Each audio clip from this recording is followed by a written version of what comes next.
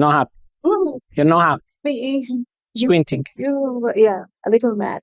No, not mad. Okay, let's mad. That was mad.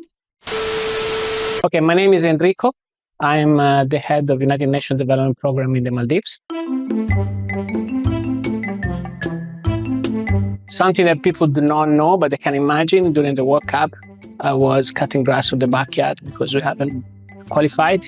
So that's what we've been doing throughout the championship. As the head of UNDP in the Maldives, what exactly is your responsibility and how has the past year in the Maldives been? So as head of UNDP, I'm leading a team of 40 plus very nice people. 95% of them are Maldivians, so I'm very proud of that. And we are helping state institutions to do their job. We are committed towards anything related to climate action and environmental protection. And we are helping people to make a living out of their life, make livelihoods, finding jobs, and connect with state institutions in such a way that they participate into economic and social life of the country. And the past year in the Maldives has been intense. There's been a lot of listening. I think it's important for us. I'm a guest in this country after all. I've been taking a lot of notes. And from there, we're trying to build up some joint work with Maldivians in a way that is meaningful to their life.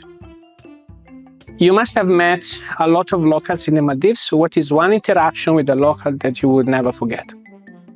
So here I have to say, I wish I would have traveled more to Maldives. I would have been stuck in meetings here in Male. But I will definitely remember Mr. Hussein from Hitadu in Lamu Atoll. He was the guardian of this wonderful mangrove forest. And what remains impressed in my mind is that the guy was absolutely happy of living in sync with nature. And that reminds me of how simple at times life can be and how much nature can give you back for meaning of everything. What is the Maldives' one big development challenge and one big opportunities? So one of the biggest challenge I think Maldives has, and at UNDP we think Maldives has, is taking full advantage of nature. Everything around the land that we have is surrounded by ocean.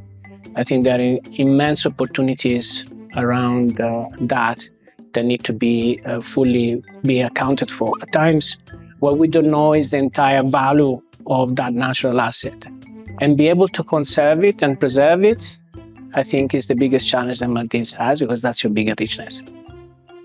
You recently said that as an upper middle income country, Maldives should not be seen as a mere receiver of aid.